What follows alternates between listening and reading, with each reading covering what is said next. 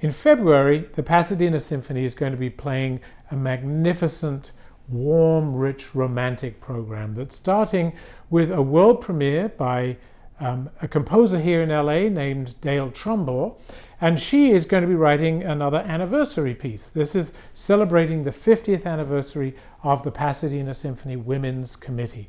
No idea what kind of piece it's going to be, but it'll be a great celebration. After that, the Israeli cellist Inbal Segev, who premiered with Zubin Mehta, with the Berlin Phil, and with Israel Phil when she was just 17 years old. She's going to be performing Dvorak's Cello Concerto. Now, Dvorak came to the United States to help with the opening celebrations of Carnegie Hall in 1892, and he also set up a National Conservatory of Composition.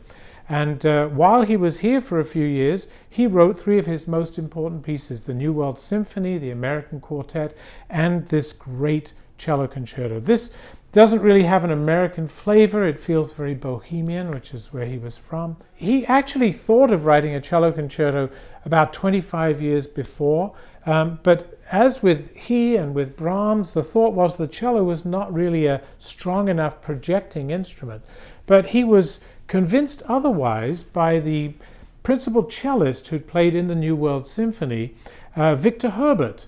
Victor Herbert wrote, I think, about 43 operettas, and Babes in Toyland is one of them.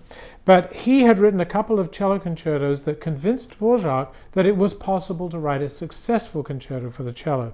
And this concerto is absolutely the backbone of the cello repertoire. And the concerto is really made by the last couple of pages, which were adapted after he'd written the piece to honor his dying sister-in-law.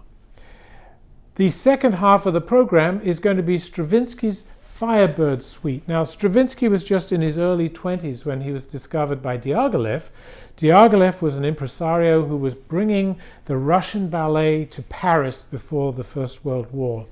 And he asked Stravinsky, I think he was second in line actually, to write a ballet that was inspired by Russian folk tales, folk traditions.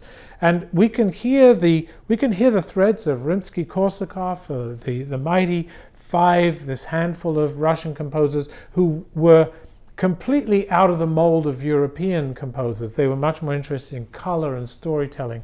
And so the young Stravinsky writes the Firebird Ballet. It's quite a long ballet, and we just perform a smaller suite.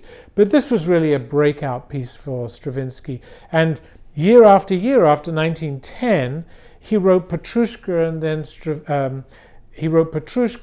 and then the Rite of Spring. And you can hear this thread of composition through to this revolutionary work, the Rite of Spring. So Stravinsky's Firebird Suite, the Cello Concerto of Dvorak, and Dale Trumbull's anniversary of the Women's Committee.